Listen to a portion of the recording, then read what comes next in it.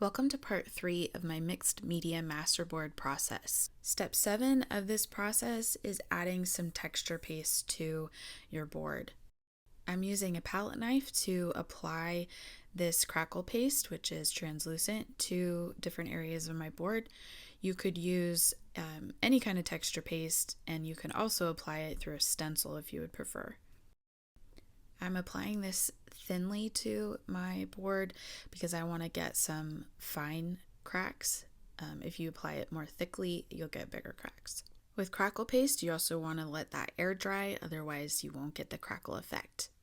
Now I'm going to flip it over and start cutting it up. This is step 8 and typically the final step of my process.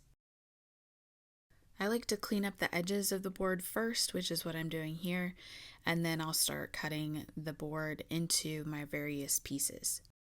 Since this is multiple layers of material, I do prefer to use a ruler and a knife, but if you have a larger paper cutter, you could use that.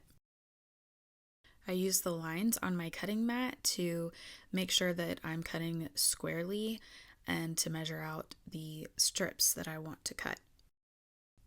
I cut these into various sizes for things like tags, journal cards, bookmarks, and pockets that I can use in my journal later. Once I have all the pieces cut, then I will start to flip them over and see what they look like. Typically, I will come back later when I'm ready to use the pieces and add things like focal points and other ephemera. That is the end of part 3 and the end of my process.